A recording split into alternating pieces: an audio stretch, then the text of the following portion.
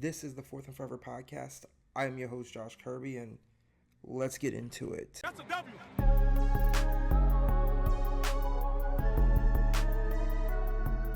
What is up, everybody? I am sorry it's a week late for the podcast. A lot of things been going on, trying to figure out, been working a lot. And not much football has really happened. I mean, we had the A.J. Brown trade, which we talked about last week. I think it's huge. 2 weeks ago? That was insane. Still settling on that Myles Garrett trade. Still trying to feel that out. I watched some golf over the weekend. Wyndham Clark with a wire-to-wire, leading in every single day of the tournament to win the U.S. Open, making Scottie Scheffler wait another year to try and accomplish his Grand Slam. Crazy. It's been a fun week, but you know, football season's still not far away. Schedules dropped not too long ago, and the over and unders have been out. And I already did a couple teams, but after missing a week, I decided I'm about to do every team. Might break this podcast up into 2 episodes, but I'm just going to start where we start. First and foremost, the Dallas Cowboys. They've revamped their defense. I like the additions of Rashawn Gary. They've completely changed their whole schematic formula on defense, moving towards a different technique and scheme. And I think it's going to really improve the run game or the rush defense, which has been a huge deficit, especially even when Parsons was there, they weren't really good at stopping the run. But now without Parsons, they've been able to change their identity and not worry about having a true one pass rusher, and they can just worry about upfront integrity, which I think is going to improve this defense tremendously. They kept Pickens, another year with Pickens, second year with Pickens. We should see him look as good as last year, if not better. Lamb's healthy. They found a running game last year. And Dak has proven he's a regular season winner. Not only that, but Dak in the regular season plays really well. So, sitting at, 9.5? Don't tell me this team can't win 10 games. I've seen a Cowboys team win 11, 12 not too long ago. Now, I don't think the coaching staff is where it was then, and maybe this roster is not where it was then, and I still don't love the back end of this defense, but they drafted pretty well. Their defense seems improved by the additions they've made. Offense seems to still be clicking. It was still a top 10 offense. I think it was maybe even top 5 last year. This is definitely the team you want to believe in if you're a Cowboys fan. I don't know about where the playoffs are going to be, but if this is a team that can compete for the division and compete for a playoff spot, most definitely. So 9.5, disrespectful. They'll win more than 9.5 games. They'll win 10, in my opinion. Next is Broncos. They added Jalen Waddle. I think is huge. I think this is their best receiving target they've had. Now, I'm higher on Jalen than other people, but I think Waddle has really shown what he can do and what he can bring to an offense. We've seen at the peak of the Dolphins, Tyreek and him were a killer duo. What people were saying, one of the best 1-2 wide receiver combos in the NFL. But the defense did look a little less imposing as the season treaded on. They lost some pieces. They're having some other issues legally with their linebackers. And honestly, I don't trust Bo as much as others. I think you look at Bo Nix, I think he has an obvious ceiling. I think we saw it. I think we know what we're getting out of Bo Nix each and every year, and I don't think it's much more than what it is. I think he's got good athleticism. I think he's got okay instincts. I think he plays hard, but I don't think he's an elite talent, and I don't think he's an elite quarterback. That being said, I do think Sean Payton's an elite head coach, but Sean Payton has had an elite quarterback in his pocket, and they have produced under 500 multiple times. So when I'm seeing the over-under sitting at 9.5, I can't help but think this is a team that could perform under that this season. They could be one of the most disappointing teams going to the season. A team that had a lot of high hopes last year with a great head coach, a Hall of Fame head coach, we might add, a great defense, good talent on the offense. They really played very well, but they were also won more one-possession games last year than anyone else. Stuff like that does not repeat very well. You see it all the time in the NFL. Chiefs, when they went to the Super Bowl last, they won the most one-possession games. Now look what happened last year. Vikings, when they had their huge season a couple years ago, you saw a tick down. It always happens.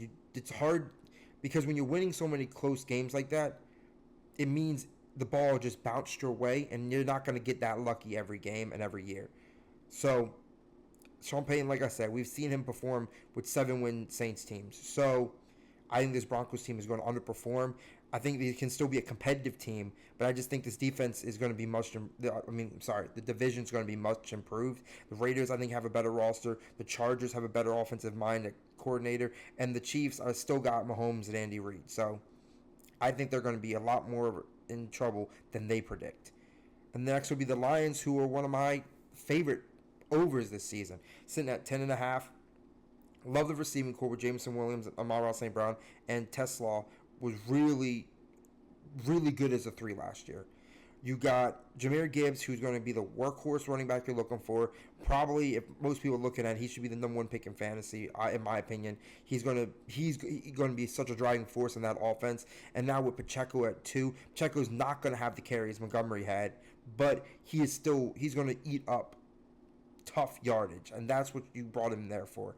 This offensive line is not as good as I think last year, but I don't think it's bad. I think they've done enough to address the potential issues and to keep Goff upright, which Goff was good last year. Goff has really been good his whole career. It just, when that defense does not hold up, you really see it. Plus the offense went into a weird change with the coordinator, then wasn't panning out. Campbell started calling plays. I think this year they fixed the coordinating issue. They got the coordinators they wanted.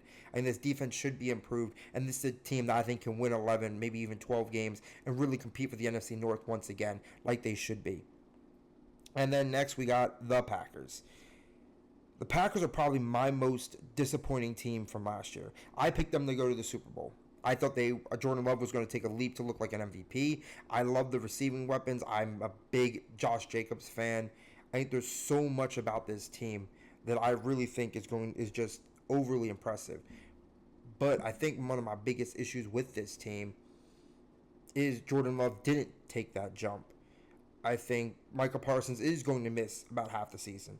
Josh Jacobs is dealing with off-the-field issues and dealt with injuries most of last season.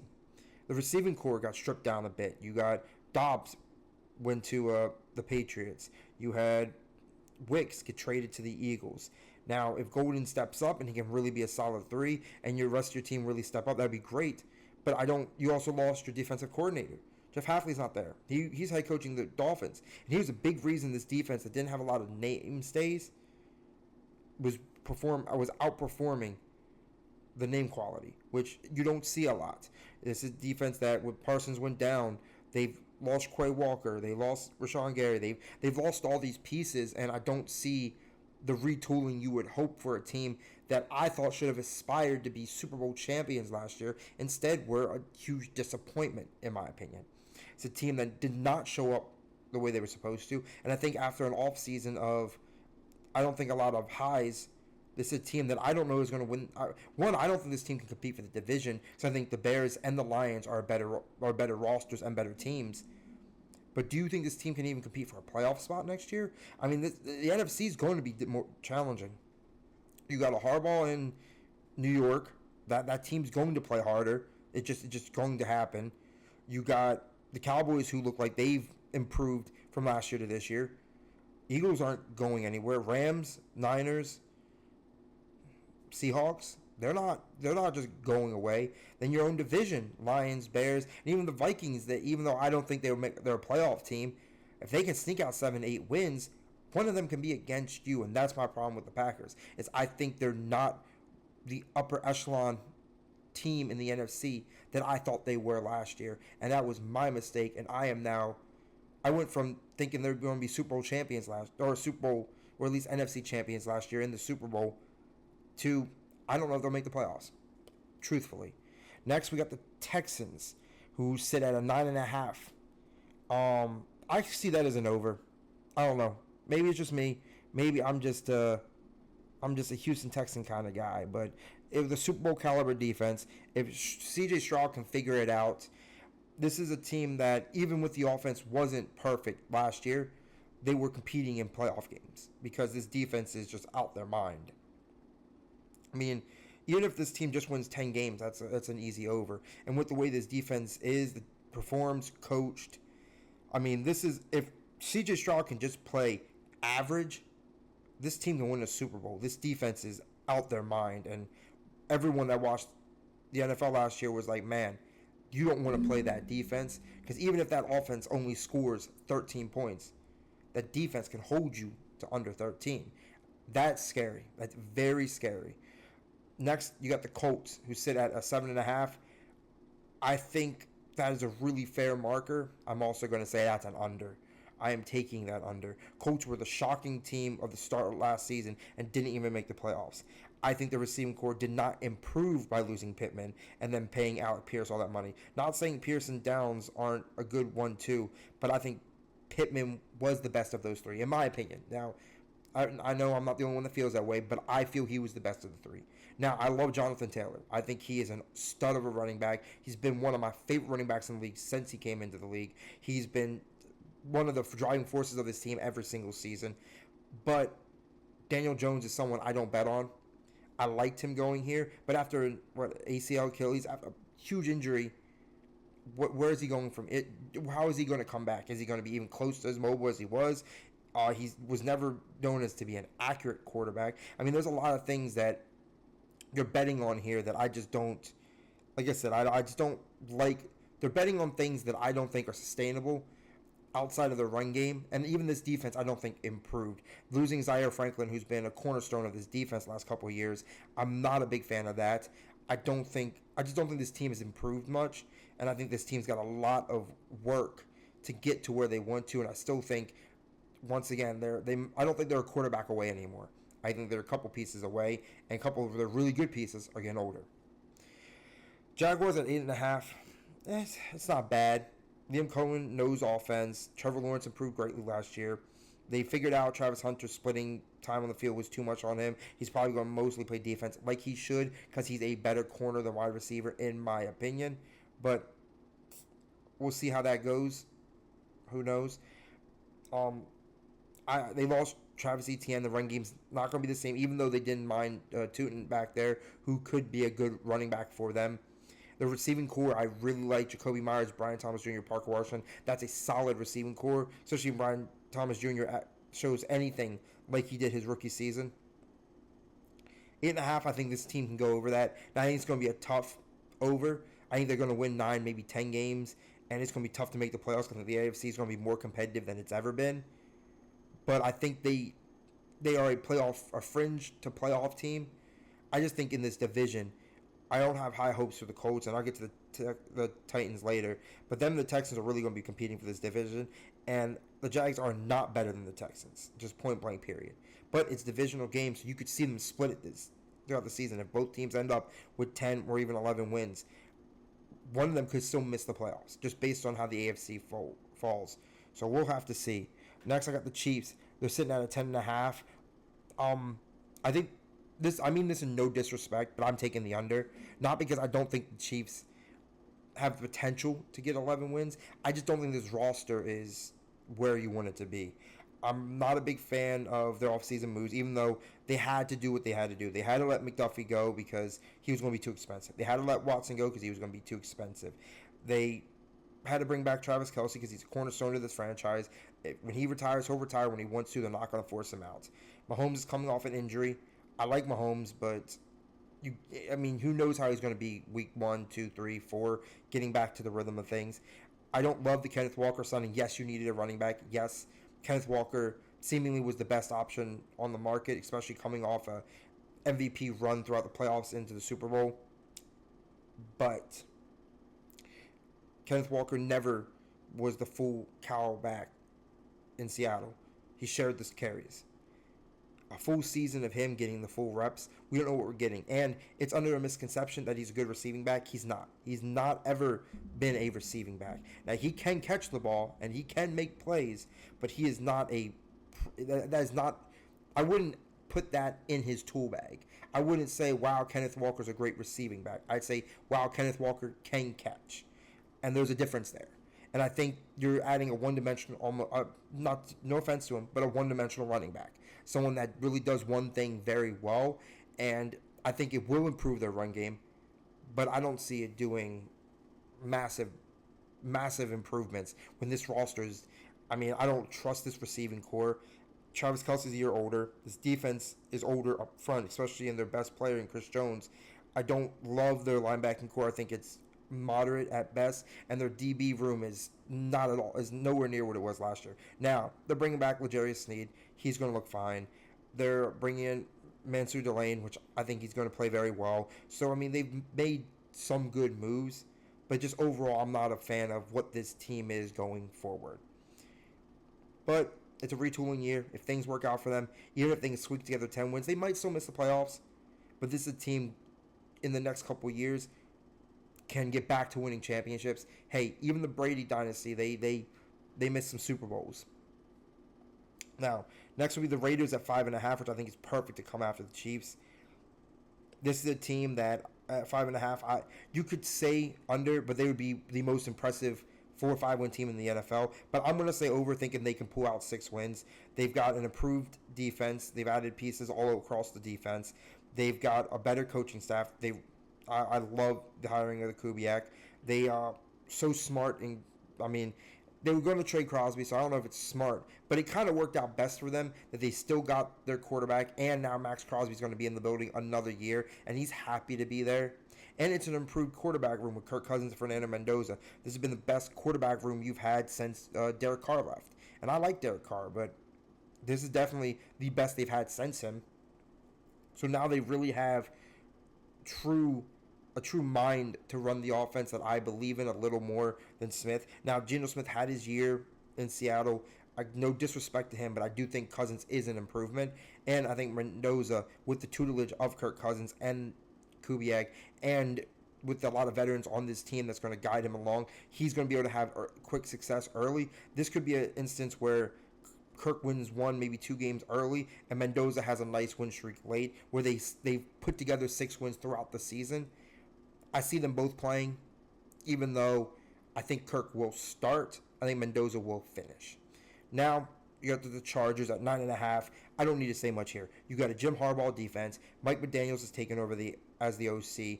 This team is going to look good. This team's going to look better. This defense you already know is going to improve well. As long as the offensive line stays healthy, Herbert's about to look like an MVP. This is an easy over. I could see them winning like 12, maybe even 13 games. This will be one of the best Chargers teams we've seen in recent memory. Next is the Rams, which is another clear over. They put him at a 10.5, but they added Myles Garrett. They still have Puka and Devontae Adams. Just across the board, I love everything they did on all the pieces they added, the draft they did. They are the clear Super Bowl favorites. Them at 10.5 is, I think, disrespectful, because I think this is easily a 12-win team, maybe better. I mean, with 17 games in the schedule, you're telling me this team can't win 12, 13 games? 13-4? This team, they might win 14 games. Stafford's coming off an MVP season. You don't think he's just going to automatically forget how to play football? Come on now. Next, we got the Dolphins at 4.5, and this is one of the easiest unders. This team is horrid. This roster's been stripped down.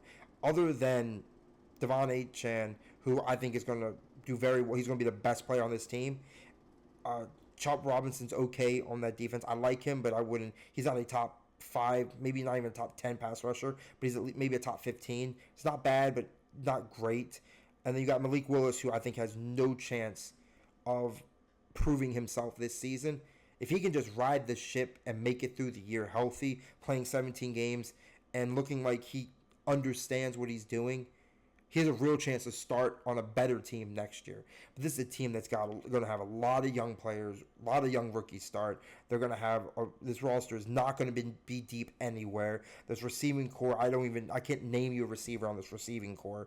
Like, truthfully, this team is going to struggle to win even 4 games. Some say they might not win a game, but I think 4 games is a struggle. And I mean, good luck to Malik, good luck to Achane, but man, this is going to be a rough watch if you're a Dolphins fan. Next, we got the Vikings, 8.5. I'm going to stick with the under because I think they can win 8 games. Love this defense. Love the coaching staff. Love the defensive coaching. I really enjoy the roster. Got great talent all over the place. Truth is, the QB battle kind of bothers me.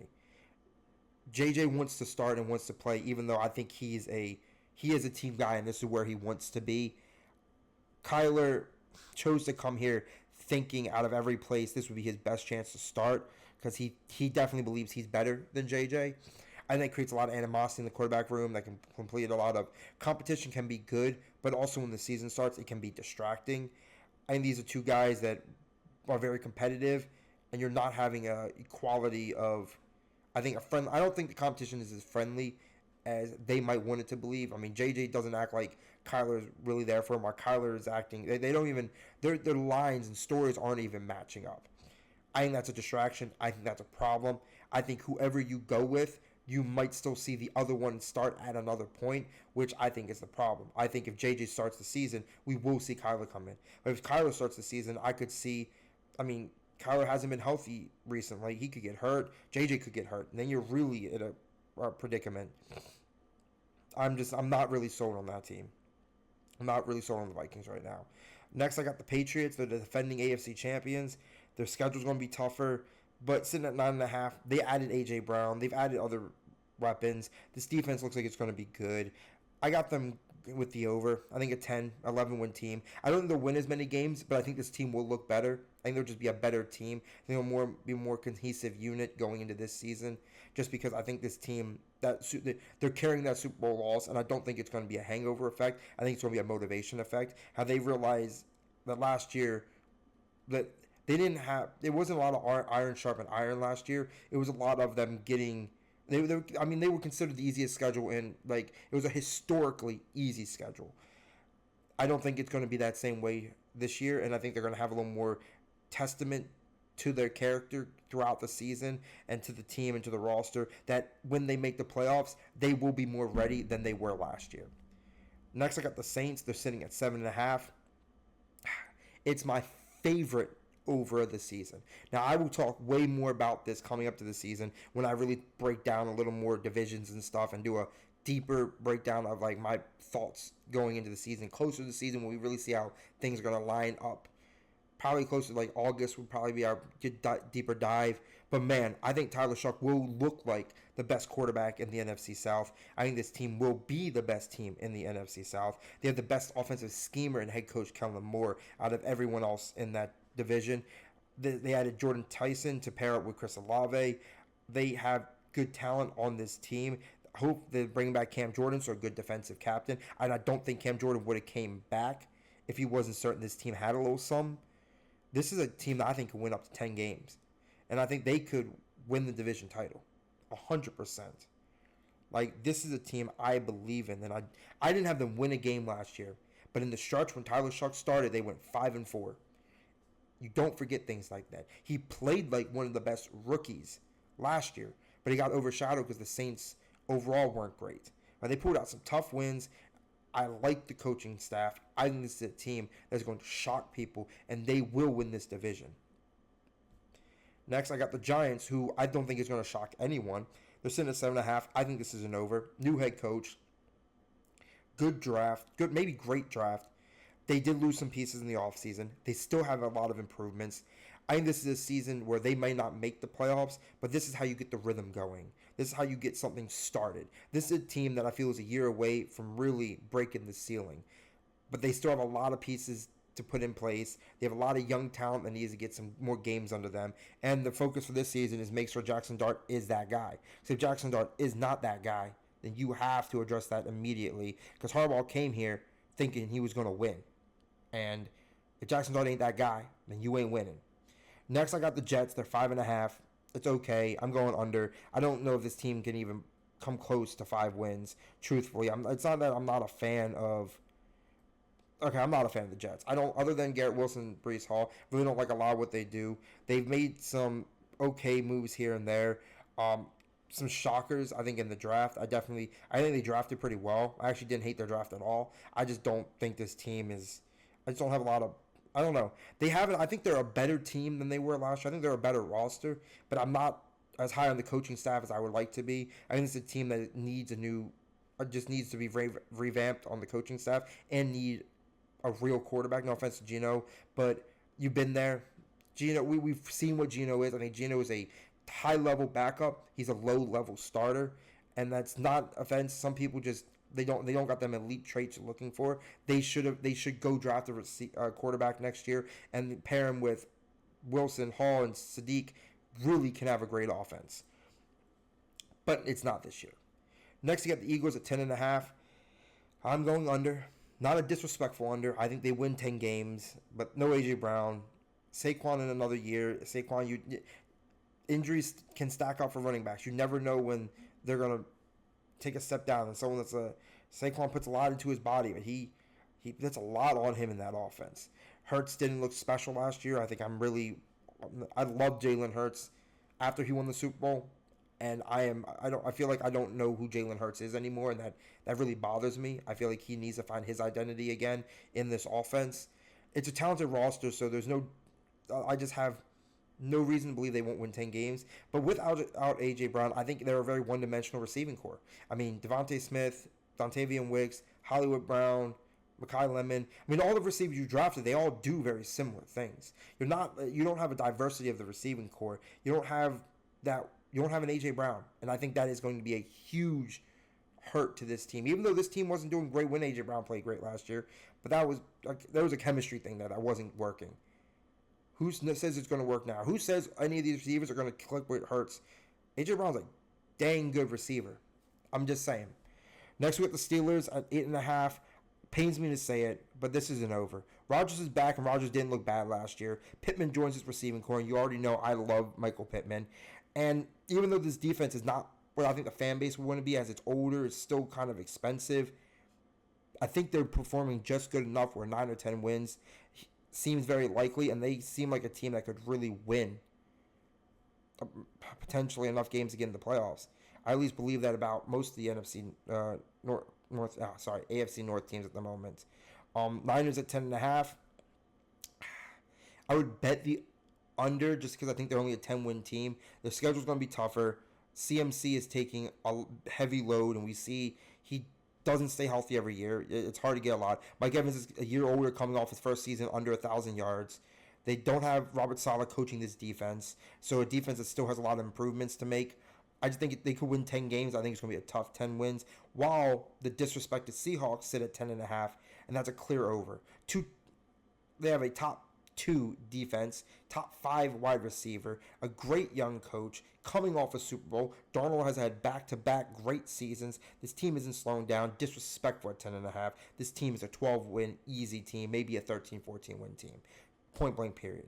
Now we're on to the Bucks, and this is my biggest take, I think, going into this season, and I don't think it's a bad one. I don't think it's a hot take either, because I think it's obvious. Bucks sit at an 8.5, and I'm betting the under. I love what the Bucks have.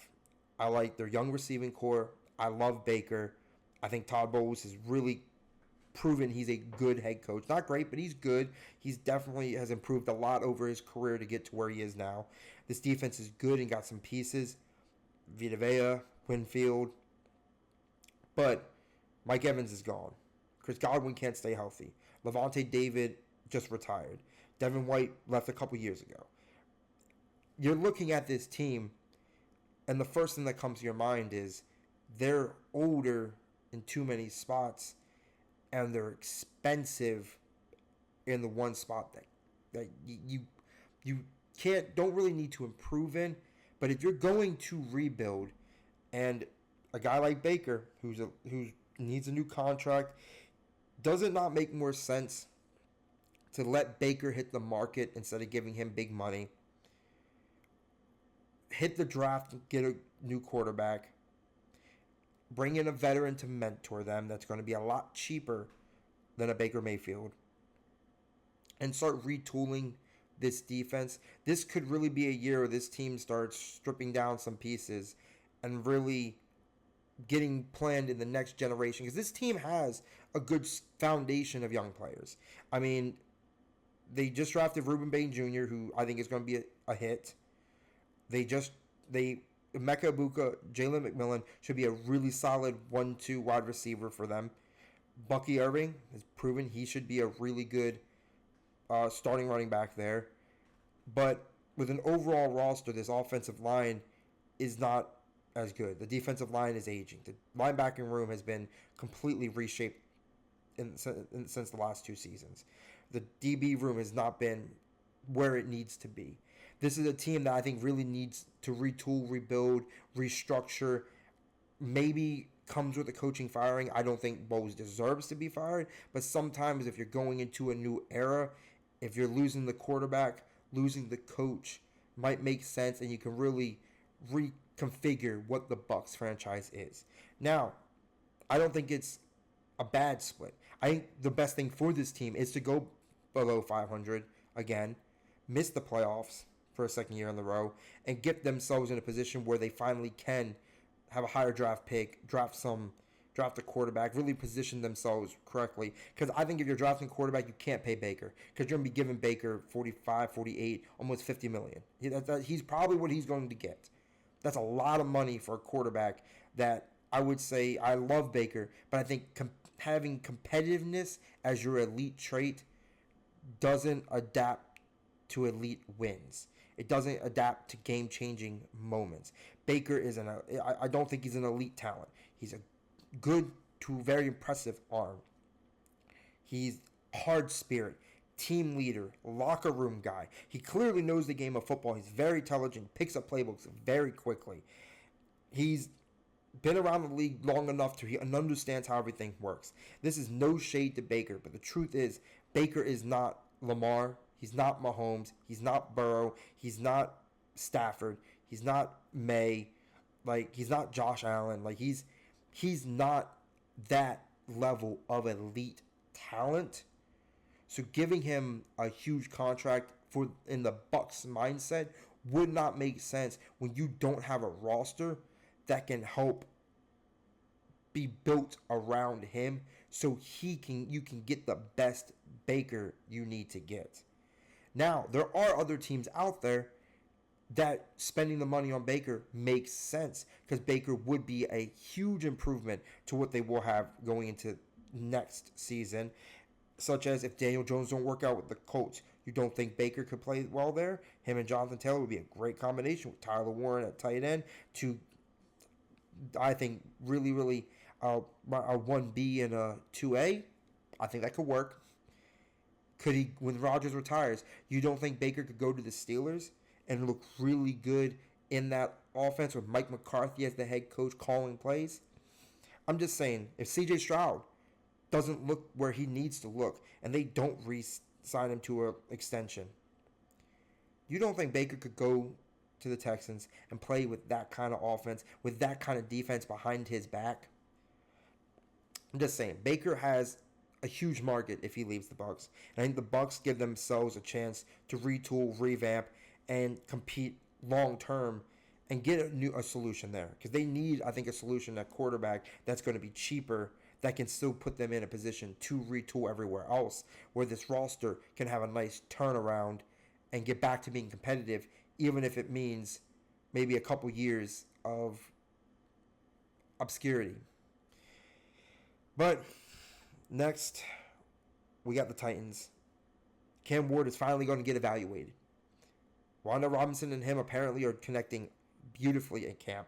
Connell Tate's going to be a stud in this league.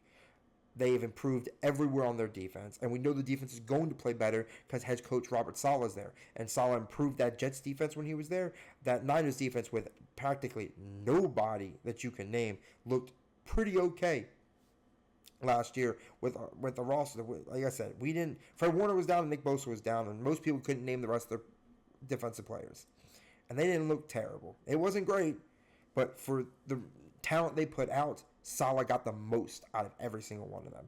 That's what he's going to do here. He's going to get the most out of this defense, and I think he did very well hiring Brian Daboll as the OC, who I think has worked very well with Cam Ward and can really tap into him. Now, this is a team that's sitting at 6.5. I think it's reasonable to say under, but it's not an offensive under. I think they will be a very impressive 6-win team, and it's going to be a season where the wins may not come large, but if they can look at the roster and look at how their season stack and be like, man, we won 6 games, but we know we have our quarterback, we love our receiving duo, our head coach is that guy, then they can go into next season and retool even more, add more pieces, and figure out where they really need to adjust, get themselves to a potential 10-win team. Now, the Commanders. That's my last team, the last over-under. They sit in a 7.5. but I'm at a loss to what to bet. I'm betting the over because I think 7.5 is such a low mark for them. Because I think this team does have a very elite talent at quarterback in Jaden Daniels. But even though his impressive rookie season, he has not played a 17-game season in back-to-back seasons. We've seen Marcus Mariota come in, and that to me that's a problem because that shows that Jaden Daniels, my biggest fear of him, is coming true, that he's not going to be able to stay healthy. Next, I don't know how I feel about this defense. I don't think they're an overly extremely talented defense. I think it's another year they have not improved in the offseason nearly as much as they should have. I think they're afraid to make big swings. They're afraid to go attack pieces they need to attack. I don't love the offense. I don't love the defense. I just don't think this team in general blows me away. Now, I like Dan Quinn. I think he does get the most out of a defense that he is given, even though this defense was nowhere near how it should have been underneath of him. But if Jaden Daniels can come out and tap into some of that magic, and Dan Quinn can put together a defense, this is a team that could win, I think, 8-9 games.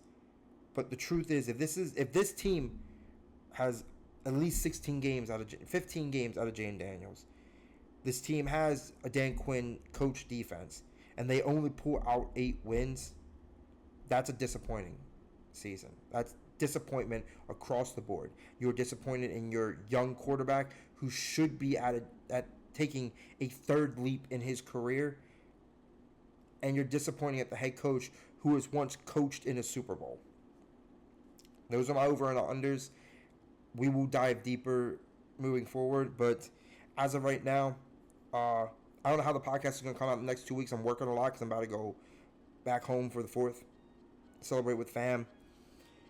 So I'm going to probably chop this podcast up into some small parts so we have a couple videos to watch quickly. But overall, if there's any other news comes out, I'll drop it on the TikTok. Everyone have a great rest of your day, and most importantly, thank you.